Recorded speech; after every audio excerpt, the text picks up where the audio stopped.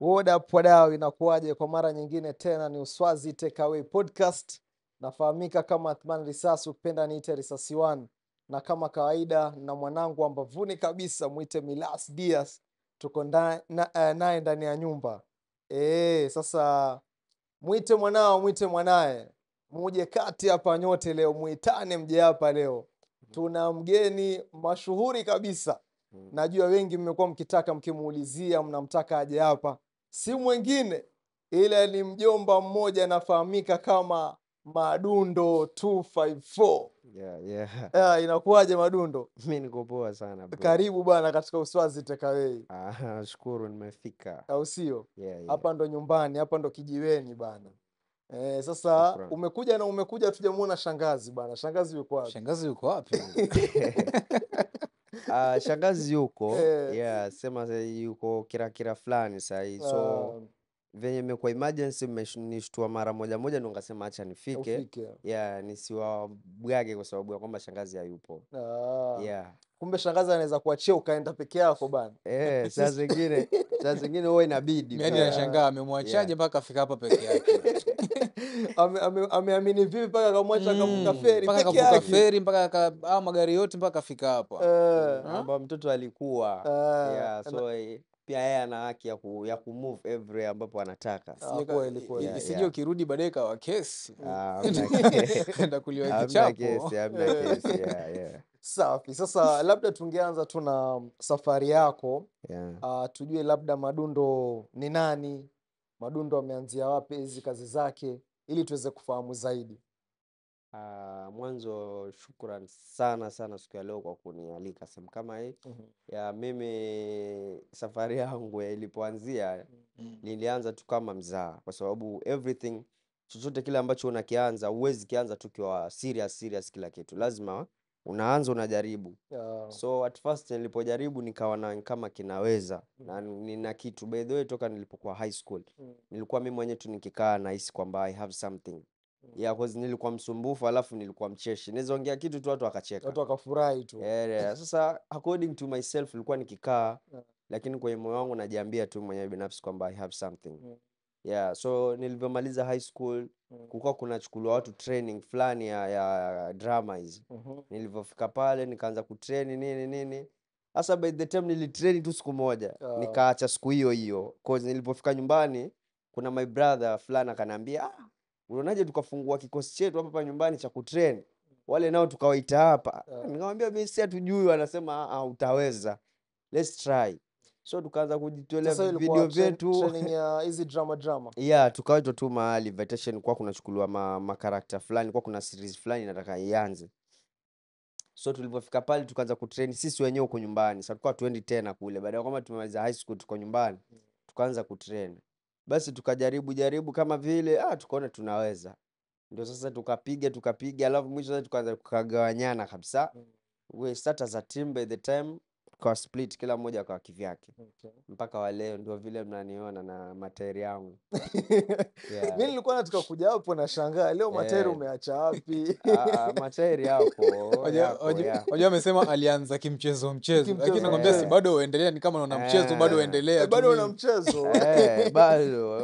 Ulianza kimchezo na mchezo. Sasa ni kazi. So kama mwanzo. You know I used to try. Sikuwa like nimeanza niko too professionally.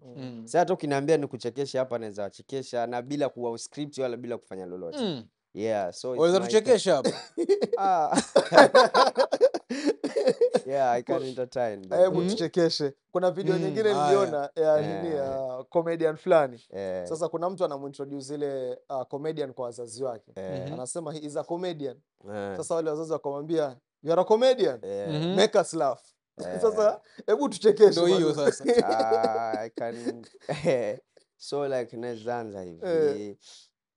Sasa jana mimi nilikuwa pale, nilikuwa Muhamadi na Manamisi.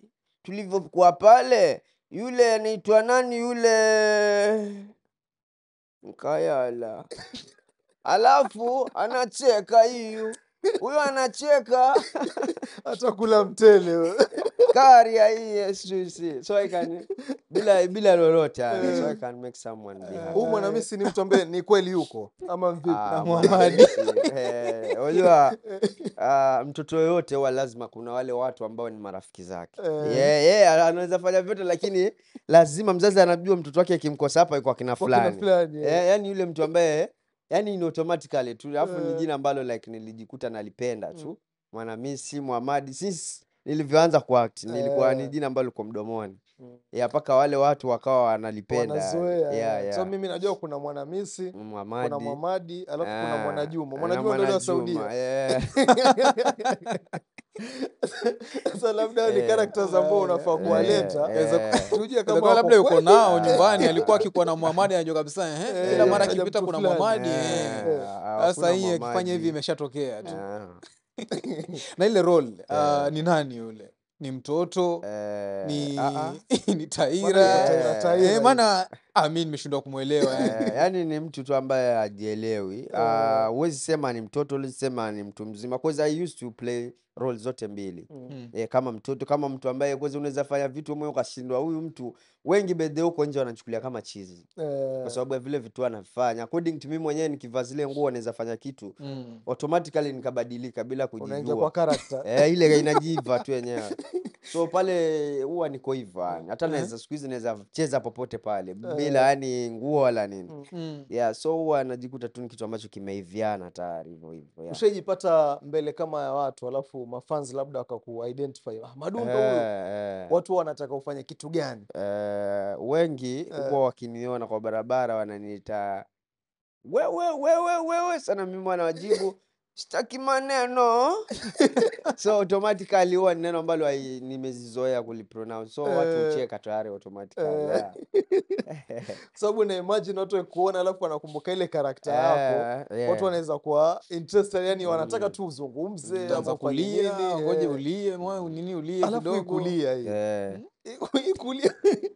Hii ilianzaje? Unaonewa tu kila wakati. Kulia ni zile karakta za kwamba za kitoto, yani za utoto venye ambavyo mtoto anaishi. Because kuna kitu nilikuja nikakigundua. Kuna lugha ambayo ni tamu huko Afrika kama lugha ya Kidigo. Kidigo ni something ambayo iko very, yani iko na unaucheshi ndani yake. Kiswahili kina heshima. Lakini as long as mtu niongea Kidigo, comedian Kidigo, mtu anacheka automatically. Hata mniongee nini watu watacheka. Kwa sababu Kidigo hakina heshima. Ni lugha ambayo iko na mapana, haina mabano. So huwa kule kuongea kwangu na ile lugha yangu ninayotumia huwa watu tayari wanacheka. Si Waswahili, si Wadigo, si wa kabila gani yoyote yule ana feel happy tu. Unafikiri watu ambao labda hawazungumzi lugha ya Kidigo wanakuelewa wakati unafanya zile content zako? Ndio maana wengi by the way hiyo imeleta gumzo sana. Wengi wametaka nibadilishe lugha niliyoanzia. But in real sense mimi sifanyi watu kwa sababu watu wananiambia nifanye. I used to work kwenye ambapo ninajua, kwa sababu naamini kitu kimoja tu kwenye maisha. Kama Mungu amekubariki utamiliki gari, utamiliki. Kama hutomiliki huwezi miliki. Umeona? Na sio kwamba siwezi ongea Kiswahili. Hapa nilipo naongea Kiswahili. So it doesn't make kwamba ukinipa script ya Kiswahili siwezi fanya. Naweza. Maana wengine wanasema labda hajui Kiswahili jamaa, ndio maana Kiswahili ni lugha ambayo everyone anafanya. Umeona? Lakini nafikiria Kiswahili akichekeshi kinakulazimisha mtu acheke.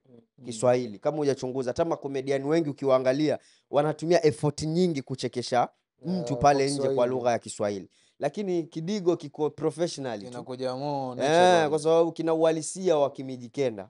Na siwezi sema kwamba siwezi. Ndio maana tunaona nowadays natafuta njia za kwamba naweza tumia Kiswahili, naweza tumia Kidigo at the same sentence na watu wakacheka. Kwa sababu naambiwa mwacha wa mila ni mtumwa. Mimi nimeanza na lugha yangu, so I can't leave it kwa sababu ya watu wanasema niache. Inaweza kuwa ni ile ya kwamba wataka kuongeza fan base, yani ya kuwa watu kwa sababu labda kuna yule mtu maybe wataka you enjoy ile content, lakini anadhani maybe kama nilikuwa namuelewa nilikuwa na enjoy zaidi. Maana mimi na enjoy kwa sababu ile nakuona mara unalia umva matairi, lakini nataka kutamani kuelewa kila neno. Sasa maybe kama unaweza expand kwa lugha nyingine ambayo kila mtu ataelewa. So kwamba huwa siongee Kiswahili. Lakini automatically kama nilivyosema, Kiswahili na kile ninachokifanya kilingani. Mimi nishajaribu mara kibao kuongea Kiswahili. huwa comments zinapungua. As long as unapata mimi by the way na fan base paka Tanzania. Everywhere. Na lugha yangu ile ile. Kwa sababu gani? Content. Kuna watu wanaangalia content za mtu kama Charlie Chandler yule. Aongei kabisa. Lakini ana almost followers kibao na fan base kubwa. Mr Bean haongei na watu wanamfuatilia. Kwa nini? Reaction matters. Umeona? So kuna content ambazo huwa anazifanya na si lazima kwamba niongee Kiswahili. Najua hii mtu akiona anajua bwana anamaanisha nini. Kama kuvuka feri nikikataa, mtu aelewi kwamba ile ninachokiongea, lakini reaction zangu zinaonyesha kwamba huyu mtu anaongea kitu fulani hapa ndani. Umeona? So mimi naona tu bado na najua as long as unaenda ndio vya ambavyo najaribu kujijenga zaidi. So bado na niko mezani, bado kuna vitu vinakuja vya lugha tofauti. Hata next time nafikiria kufanya Kizungu na Kidigo. Bora zilingane tu. Nice. Kwa sababu kumekuwa na hii trend ya mtu anaanza vizuri na Kidigo, Kigiriama, Kichonyi. Lakini baada ya muda hivi labda anabadilisha, ona shaiacha. Kwa sababu gani? Maybe kulikuwa na ule msukumo kwa fans wake, ama ile anaambiwa watu wengine si hata tukoelewa wasemaje na atakasikika kila mahali. Kwa hiyo wewe huamini kama lugha ni mimi siamini kitu. Kwa sababu gani? Mimi by the way mimi I used to work at the hotel kule. Lakini unapata kule kuna wakabila wengi, watu ambao si wa kwetu. Watu wanatoka bara na wanakuja pale wanakuta wewe ndo Madundo. Basi sisi tunaangalia sana video zako. So unapata mimi naamini tu kama kufika utafika. Kuna watu ambao wanatoa Kiswahili lakini ukiangalia wana followers 200 tu. Sasa ukiangalia mimi ambaye natoa ile lugha yangu na almost laki naingia 200,000 na sijamaliza mwaka. So unaona kwamba I have big improvement. So mimi siamini yani, kwa sababu shabiki huwezi niambia nifanye kitu. Huwezi, kwa sababu we ni mtu ambaye napika naleta mezani unakula. Umeona? So mtoto hawezi pangia mzazi kula kwamba leo mama hii wiki nzima tule mchele, kwa sababu mama yeye ndio atafuta kile chakula na juu uchungu. So mimi bado mashabiki zangu wanahitaji kile kitu ambacho nakifanya na sijaona comments mbaya yani bado. Umesema uko na chini ya mwaka? Sijakamilisha mwaka. Siri ni nini ndugu yangu? Maana naona pale TikTok uko na fan base ya nguvu. Siri ni engagement tu na watu. Alafu kitu chochote kile kikifanya kwa roho safi na bila tamaa utafika. Kwa sababu unaweza pata mtu amefanya kazi siku 2-3 tayari anatarajia kulipwa, anatarajia vitu vikubwa. Alafu unaweza sema mtu kutokata tamaa. Si kila wakati kwamba ukianza tu leo hivi tayari umefaika. Ni process. Sanaa ni kitu ni kama kulima. Unalima leo, unatarajia mvua, jua tena ndio uvune. So it's so hard kwa sanaa kuvuna mpaka uje ushike pesa kwamba umekulipa na sanaa. Ni ngumu sana. Ndio hapo nafikiria zaidi, kwa sababu sisi wajua si watu tunaona pale kwenye screen zetu za simu. Content ishafanywa. Lakini process huwa inakaa vipi yani? Yani ndo ile dakika 2 imeunganishwa mpaka ikawa dakika 2 ile content imekuja kwetu. Huwa kuna matayarisho gani pale? Huwa ni process gani ambayo inatokea pale? Pale pana kazi ngumu. Kwa sababu gani? Mtu kushoot, kaangalia mimi naweza kuambia mimi ni mpikaji na ni muandalizi na ni mtunzi. Sasa unapata as long as mimi ni creator, mimi wasiforce watu kunishabikia, ila watu wananishabikia. So like naweza kaa tu nikatunga vitu zangu 2-3 nikasema hizi ni za wiki. Naweza shoot kama video 5, nikawa leo na edit moja, kesho na post moja, kesho na post 2 according to marketing. Leo nikiposti simeenda sana, lazima nipost kama 3 kwa siku na zote zinafanya poa. So mimi huwa naona tu ni accordingly to venye ambavyo utakuwa na consistent na watu. Kila wakati unapost ndio unaingia machoni mwa watu kila wakati. Una work na team ama uko peke? Kwa sababu unaona hii jambo ambalo Athman amesema, consistency sometimes inaumiza wasanii wengi. Kwa sababu either maybe mtu yuko peke yake. So unapata ni after the recording yuko na a lot of editing ambayo anafaa afanye, mara mtu umechoka, shughuli zingine uko peke yako, hauna mtu wa kusaidia, na watu kule wanangoja content 2 ama 3 kwa siku. Na wewe unasema sasa hii kwa siku wawezekata 3. Sasa mimi nataka kuambia kitu kimoja mashabiki. Mimi wanasema usifananishe actor na content creator. Content creator ni zaidi ya actor. content, maana ya content ni mjumuisho wa mambo. Yeye ni mtunzi, yeye ni script writer, yeye ni location manager, yeye ni director, yeye ni everything. Sasa unaona as a content creator, yeye ni mtu ambaye unaweza pata una shoot content, lakini unajua hii content ni uimalizie hivi. There's no director. Wewe ndio manager, wewe ndio kila kitu. So unapata content creator hata kuzeeka ni haraka. Kwa sababu gani? Ya venye una kazi nyingi kwa wakati mmoja. Uite makarakta, moja yuko Likoni, moja yuko Bamburi, moja yuko wapi, uwaite wote uweke pamoja. Uingie set nao. Mara yule anasikia hivi, wewe ndio baba, ndiwe mama. It's so hard to be content creator. So hard sana. Ya ina challenge, yani challenge ni nyingi sana kwa kama content creator, kwa sababu kuna wengi ni maactor wanatungiwa hapa pwani. Hawana akili za kwamba watunge wenyewe. Wengi wanatungiwa.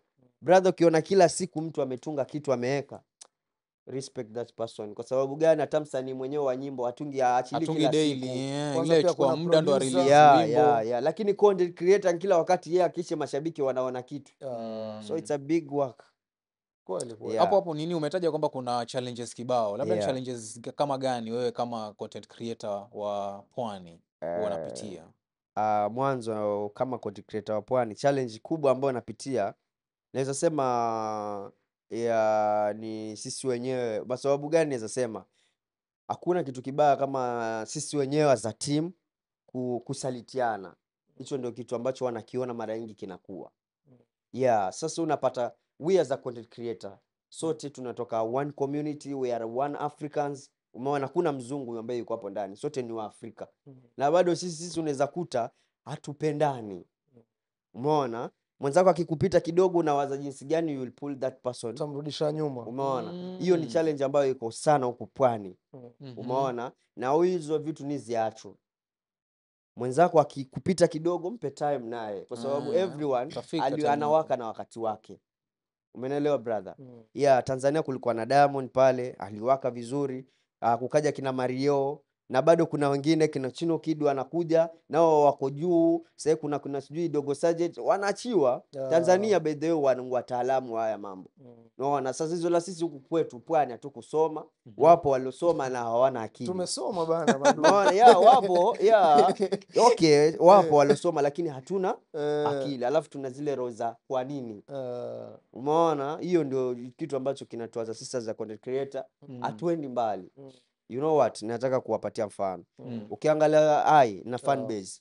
Mwingine ana fan base, mwingine ana fan base, mwingine. So tunapokuja pamoja tuka create kitu chetu, we can be benefited. Lakini kwa sababu ya andanishinda yuyanda nitupa, hatuendi mahali.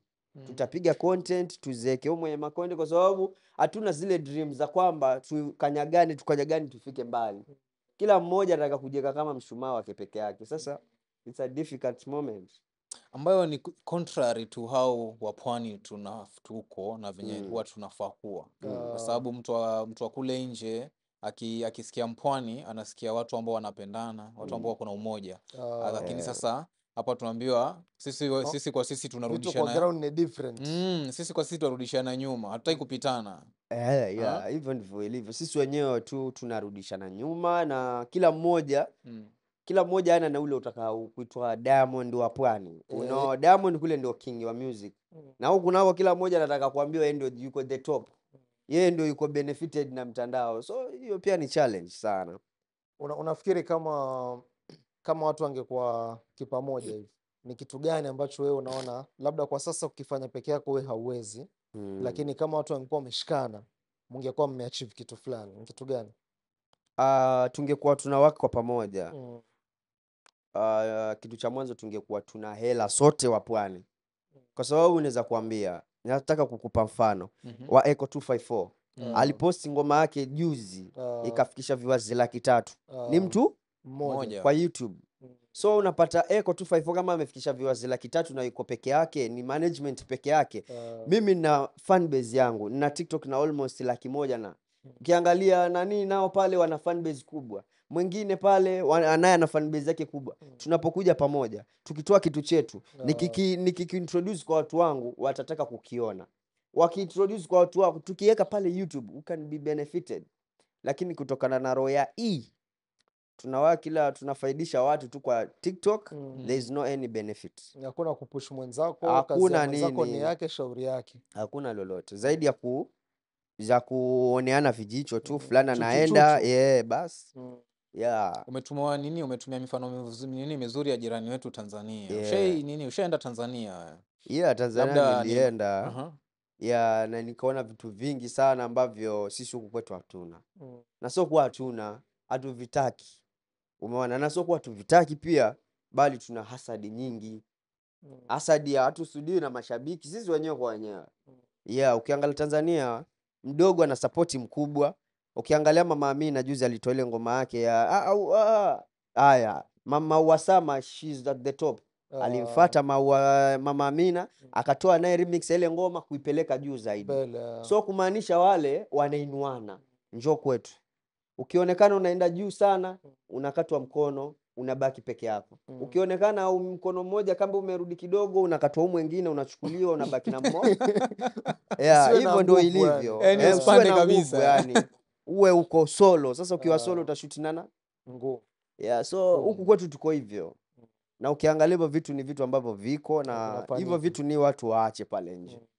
Yote ambaye tuna hii interview waache hayo mambo. So mimi nafikiriaje, wewe umekuwa ukifanya content lakini sijakuona kama umesainiwa kama kwenye label ama tuseme tu kama tuseme Jimbo, si ndio?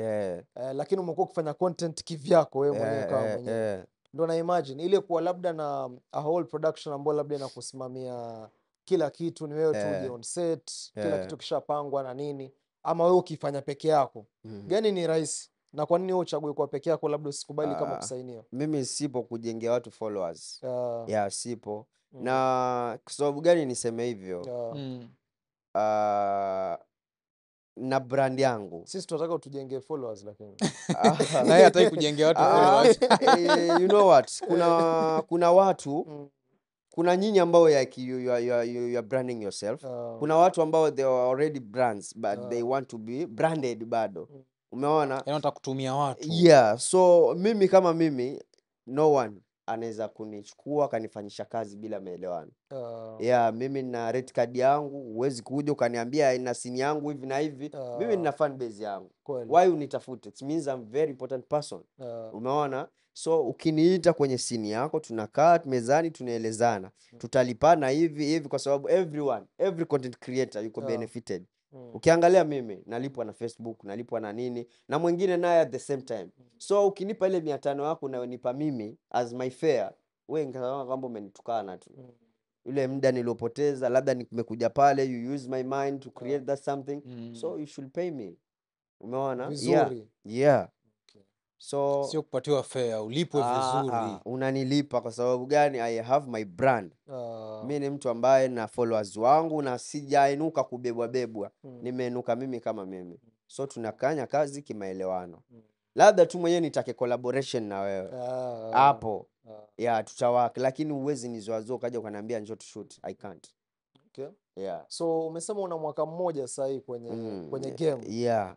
Itakuwa labda ni mapema kuanza kutaka kujua kama kuna watu ambao tayari ushaanza kuwashika mkono na vitu kama hivyo. Lakini naelewa pia kwenye content mara nyingi huwezi kufanya peke yako.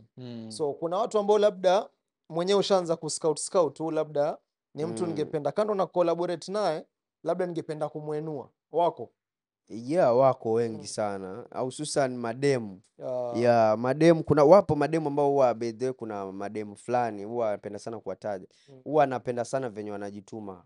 Yeah, they use like kila siku naona wamefanya kitu kipya. Kina nani hao? Kuna demu Wapige fulani shout out. anaitwa Asha Chepu, sijui anatokea hapo Kwale. That lady mimi nilikuwa nikimpitia naangalia video zake. Wajua ni mwanamke lakini ni mtunzi. Kasichana tu kadogo lakini kanajitahidi kutunga. So huo nampa sharp sana. Na mwingine ukiangalia mademu, ukiangalia kama mtu kama Sofironi, anajitahidi, ana create vitu zake. Huyu Sofi na Eko wametajwa sana. Sofi alone, Sofi ni mtu ambaye anafanya poa. Ukiangalia mtu kama nani pale, mtu ambaye abebu yani, mtu ambaye amekataa kubebwa kazi yake. Yeah, ukiangalia mtu kama Sofi, ukiangalia upande mwingine, unajua wanawake kufanya yale mambo, kujiinua yeye mwanamke hard sana. So kama si wanaume, mwanaume unaweza piga mbinja watu wakalike. Lakini mwanamke bila kujiuza mwili wake, bila kuweka matako nini ujinga, yeye tu aka create something na watu wakacheka. It's so good to me. Huwa nafurahi sana kuona wanawake wanafanya vitu kama vile na wanajisimamia wenyewe. Kwa sababu wazazi wale walio nyuma yetu wameweka kwamba sanaa ni umalaya, lakini it's not about that matter. Yeah. Sasa huyu, kwa sababu mimi naangalia sana kuna hizi yani trends ama vile kuku. Wapata kama watu wa mjini content creators wengi ni wanaume. Ni ngumu sana kupata content creator mwanamke. Yeah. South Coast kule unapata yani kama kumebalance. Wapo wanawake ni wengi, tutaweza kuwataja, wanaume bado pia ni wengi. Unafikiri ni kitu gani? Ni msukumo wa kitamaduni, ni maisha yetu, ni vipi mpaka imekuwa South Coast sisi tuko sawa mtandaoni sana wengi, tunapush nini vitu kama hivi. Na huko ni tofauti. Naweza sema huwa ni ubinafsi. Ubinafsi vipi? Sio kwamba hakuna mademu ambao they love that set. Lakini unaona kama kule. Mimi nishaidm wana mademu kibao. Madundo wengi wanatoka town. Wengine wanatoka Bamburi, wengine wanatoka Jomvu, wengine wanatoka wapi, wanataka kuja kushoot kwetu. Na ukiangalia huku kuna mastaa kibao, kuna watu ambao wana a lot of followers, kuna watu ambao wanaweza shika mademu wakawainua. Lakini wajua saa zingine watu wana zile believe kwamba mwanamke ni mtu wa kujisahau. Acha mademu, hata wanaume kuwainua wengine ni yani ni hivyo, kuinuana nao kwa taka moyo. Yule mtu ambaye unamuinua leo, huyo baadaye atakuja akaya akwambie kama chesi mimi jasingefika bara. Umeona? Na ile hali you use a lot of effort kumjenga. Umeelewa? Kama isingekuwa mimi asingefika pale. So like ni challenge yani kumuinua mwanamke, na wengi wamezarau wanawake. Lakini sema nao wanawake wana ile kwamba kuinuka peke yao bila wanaume nao wameiweka kwamba ni ngumu, lakini siamini hicho kitu. Ita mwanaume mwambie una set yako aje shoot, hizo stories zisha hapo. Yeah. Unajua nadhani inaendelea sana kwa sababu amesema kitu ambacho kimefanya nikafikiria, sababu nimekuwa na maboys ambao wamekuwa wakiniambia content creation iko rahisi kwa madem than kwa wanaume. Lakini Madundo amesema kwa wanaume ni rahisi kuliko hata kwa madem. Yeah, kwa sababu naweza sema naweza correct kitu kidogo. Unaona unapata madem wanakuwa benefited kwa ma likes, lakini they don't have any market kwa sababu ya kitu kimoja. Wanawake wengi wanauza mashepu yao pale mitandaoni kwa ajili ya likes, comments. Yeah, nilikuwa na japo ya kwamba for ladies, wow, it's more on actually sijui kama leo ni content creation ama nini. Maana wao ni kuuza mwili. Kuna madam nilimuona akasema that's a TikTok. Zile ni TikTok. Unajua tuonyeshe mwili wako alafu tupate mali. Ile ni content hiyo. Ile inaitwa wenyewe, kuna madam ashaniambia kuna content creation na TikToker. Exactly. Ukifanya challenge you are TikToker. Ukitunga maudhui you are content creator. Create something, maudhui umeyatunga. So most ladies ni TikTokers, they're not content creators. Kwa sababu wao waende pale wa lip sync, waimbe nyimbo za wenyewe, alafu waonyeshe shape wa dance. Wanaume waweze enda kwanza kudance mwezi kwa TikTok. Utafute kitu cha maana uonyeshane kila TikTok. Kuna TikToker alifanya maajabu sana. Aliedit nini bana, shape bana kwenye video. So apparently watu walikuwa watu ni wadadisi sana.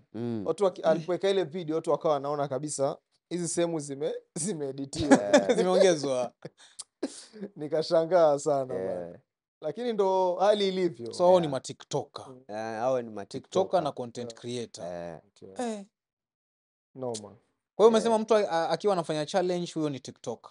Huyo ni TikToker. Na content creator ni mtu ambaye kila siku ashiwe kitu cha kufurahisha watu, cha kuelimisha. Yeah, kwa sababu as long as you are influencer, wewe unaangaliwa pale nje. As long as mfano kama mimi na almost 90% ya mashabiki zangu ni watoto wadogo kuliko wao watu wazima. Yeah, mimi najulikana na watoto na napendwa na watoto kuliko watu wote. Kwa sababu content ya kitoto. Yeah, sababu content yangu ya kitoto. So unapata mtu kama mimi, watu wengi they want to use me. Mtu anakuta like, "Oh brother, mimi na kitu fulani hapa na ngoma yangu nataka kuyatoa." Sasa mimi shabiki yangu ni mtoto pale nje na muinfluence mambo na matarabu, kwa hali fulani kwa pigwa tarabu. Mtu ataka nipe 10,000 ni muadvertise ile tarabu. Kwa sababu gani? Ameona pale nje na influence ambayo nafanya iharibu. Ukiangalia mtu ananipatia tarabu na muinfluence nini mtoto pale nje. So ukiangaliwa according to your gauge ndivyo unavyotumiwa. Mimi kuna advert sifanyi. Mimi wanasema sifanyi tarabu. Njoo na milioni uniwekee, sifanyi tarabu. Utafanya. Okay. Sifanyi tarabu, si advertise beti mimi, si advertise pombe. Hata ukiniita kuna birthday si advertise. Madundo vile pesa zijakuja vizuri Yani ama Sio kwamba sipati pesa. I have napata pesa. tukija hapa kweli na milioni 5 hapa sasa. Kwa approach sifanyi, na donge sifanyi. vizuri. Hapa nenda uka advertise hii betting company. Sifanyi. Hata usiongee wewe vaa tu nguo vaa tu jezi hiyo siwezi tu. fanya kwa sababu gani? By the way brother, hii life ya kupita tu. Mimi huwa sio kwamba sina pesa. Sipendi kuishi ile life ya kwamba ni fake life. Umeona mimi mwenyewe sina maisha. So siwezi force kwamba ni react kwa mashabiki kwamba nina hela, nava vizuri, sijui nini wakati sipakulala penye mpadhiki. Siwezi. What I want mwanzo I need to brand myself. Nijibrand mimi mwenyewe kwenye maisha yangu mbali na screen. Alafu ndipo huko wengine free back sasa. Lakini ukinifuata na kwani sinafuatwa sana. Brother, na tarabu yangu mimi nataka. Lakini na advertise tarabu. Yule mtoto pale nje na muinfluence nini. Kwa hiyo ni moya values zako na sio what mtu anakuja. Niite dukani, niite wapi, niite show, ni perform live nini, lakini tarabu siwezi fanya. Si advertise vitu ambavyo like nita influence watu vitu vya kijinga. Maybe hiyo ndo show yenye inasubiri tu uomoke ndugu yangu. Hiyo tu Nankai. kipiga Labda hiyo. hujajua Madundo. Sijafanya kwa ajili ya kwamba nililipwa. Umeona kitu ninachokifanya mimi na nikiweka ile average ya kile ninachokifanya kunilipa uwezi nilipa. 15,000 ni my lunch tu hiyo tuseme. Mimi siwezi maliza na 15,000 wiki moja. Na shida kibao. So sasa kwamba tunapunguza lakini sijamaliza. So tunakaa kiuislamu, hii ya mambo ya kupita bana. Umeona? So kwamba nipo naangaliwa kwa community basi nichafue kila kitu. Sina njaa ya kwamba maana hiyo 15,000 ninatajirika. Ni asilimia ngapi ya wasanii wa pwani ambao wako na maadili kama haya ambao wanafuata nini virtues kama hizo? Wapo ukiangalia hata President Athman juzi kuna deals ya bet aliitwa. So kwamba deals hazitokei. Ziko deals kubwa as long as unaonekana you are influencer tu. Sasa ukiangalia presenter yule ni mtu ambaye anaangaliwa na influence kubwa. So ukimpatia base kama ile alafu according to kwenye anatoka huku ukimpa bet unamuinfluence nini? Umeona pesa ipo tunaitafuta. Sasa nikitoka nikigongwa na gari na ndoka kwa advertise birthday alafu naenda wapi mimi? Hii life tunaweza acha wakati wowote na vitu ambavyo havifutiki kwa social media. So we as an influencer we should know how to use with these platforms. Hizi njaa tulikuwa nazo, tulizaliwa nazo na tutakuwa nazo. Tuseme na njaa zetu. Juzi nilikuwa na kina Gibu na Present Athman. Lakini sijui kama nishaona mkifanya content na ama mkikolabo sana na sio kwamba tujapanga. Ipo ambapo zinakuja nyingi kwa sababu it's my time pia mimi kumove. So kila wakati watu wananiona tu niko pale si na matairi. Kuna wakati you need to move, you need to search for another fan base tofauti. So naona zaidi ni muda. So kuna project nyingi ambazo zinakuja na kina Gibu na kina presenter na kina Papichulo hao wote ni watu ambao na communicate nao. Na kuna project kibao ambazo zinakuja. Muhimu. Kuna ile content nini wajua umemuuliza hivyo ndio nikakumbuka ile content yake ile ya ulizwa hivi ajibu tofauti kabisa. Nilitaka tu kuchanganya watu. Wajua saa zingine pia mimi huwa natulia kwa sababu sina ushindani wa mafanikio. Umeona? Kwa sababu gani leo tutashindana mwanangu. Mwisho wa siku utanishinda tutarogana. Lakini kwenye nimetokea nimefundishwa kwamba fanya unaloliweza. Usiloliweza achana nalo. Kwa sababu utaforce uishi na bibi. Kumbe yule bibi muda wa kwenda umefika. Utamlazimisha njoo tuishi. Sasa unampeleka according venye anataka. Sasa kuna muda ukifika ujisimamie venye ulivyo. So pale huwa naweza kaa tu kama bila acha nichanganye mashabiki. So nikaja na kitu kama kile. Tunashukuru imeenda sana, nimepata viewers wengi sana ile video. A lot of views ilikuwa inatembea kweli. Ilikuwa endaje? Ilikuwa hivi. Ilikuwa umefanyaje? Ile si nimekaa tu nikakreate. Kuna vitu nikivifanya najua hivi vitaenda viral. Na kuna vitu najua hivi vina limit ya vitu yaenda. Sasa ile ajali Ananiuliza uli.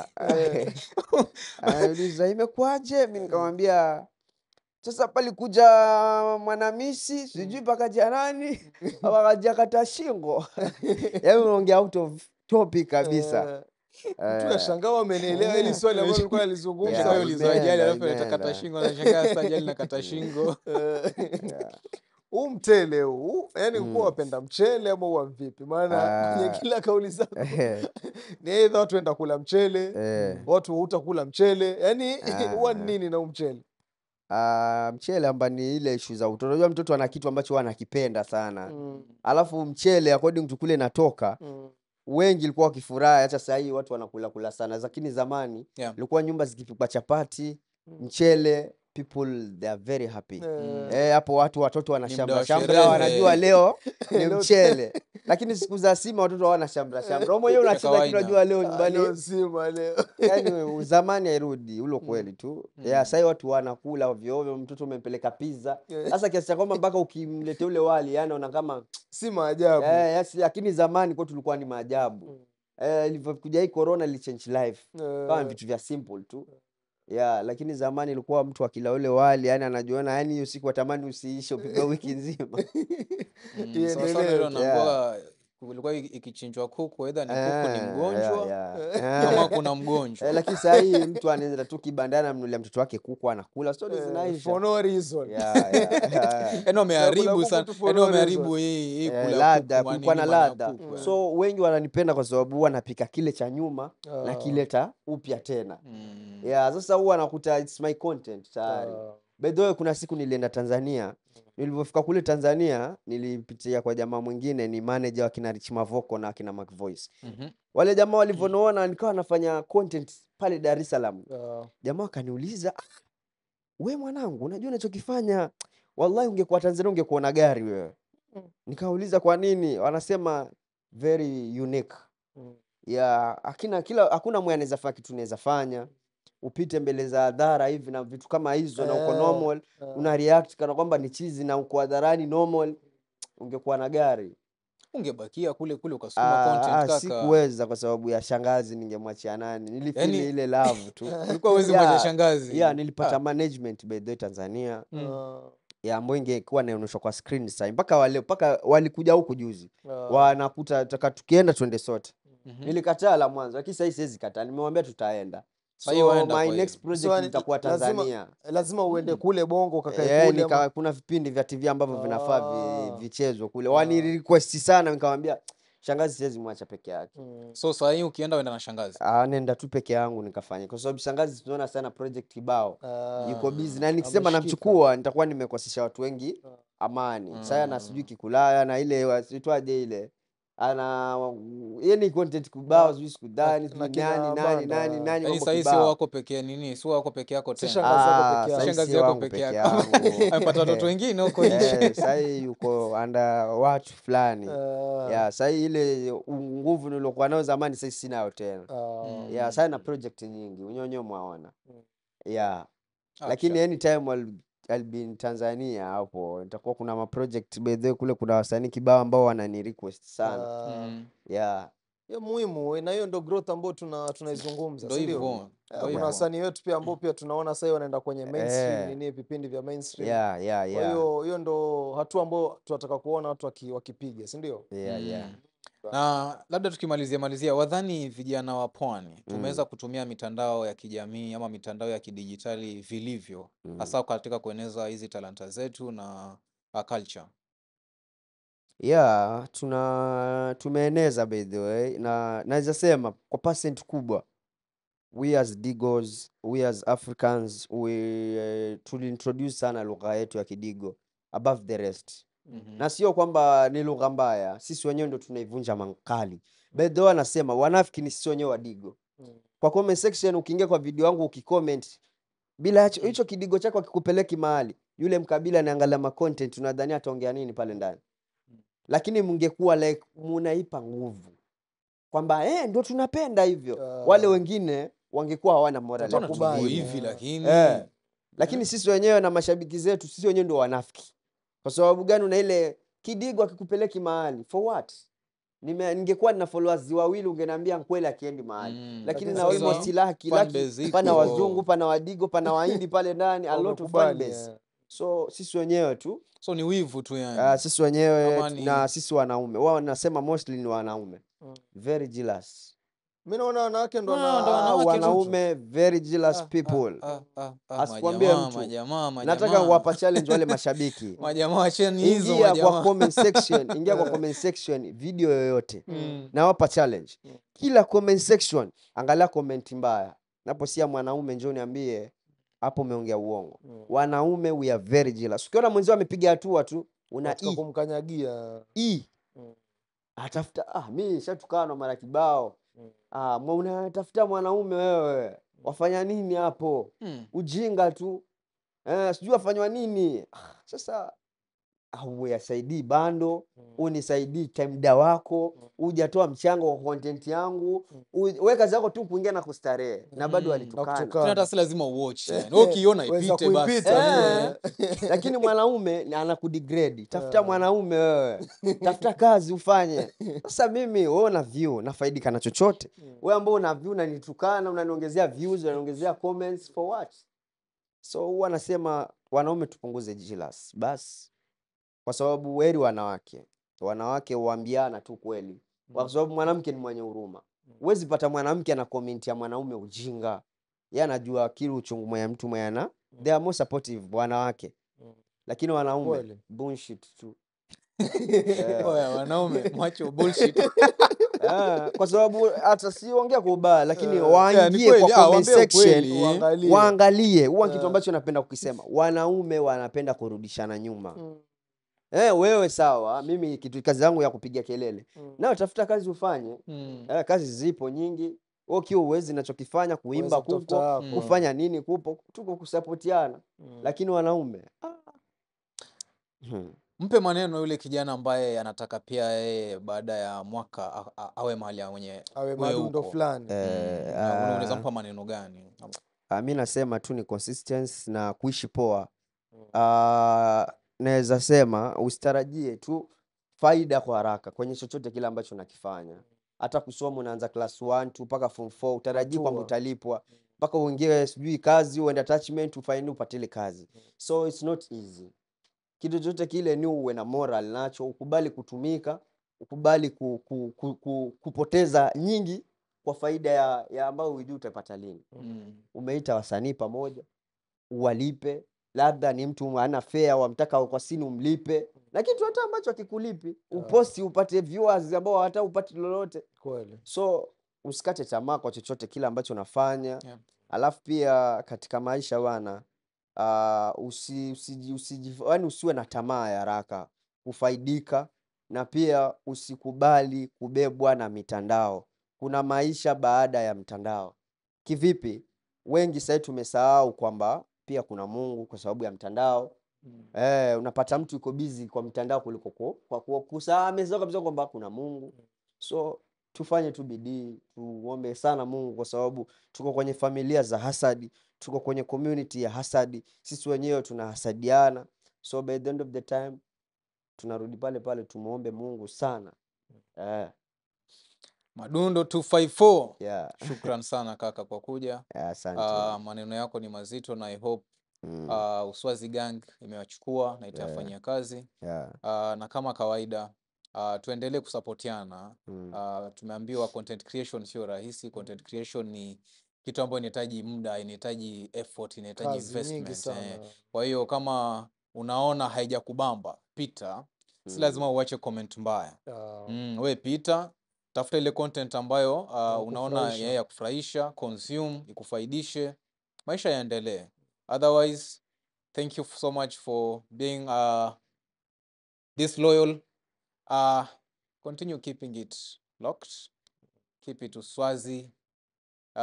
See you in the next episode.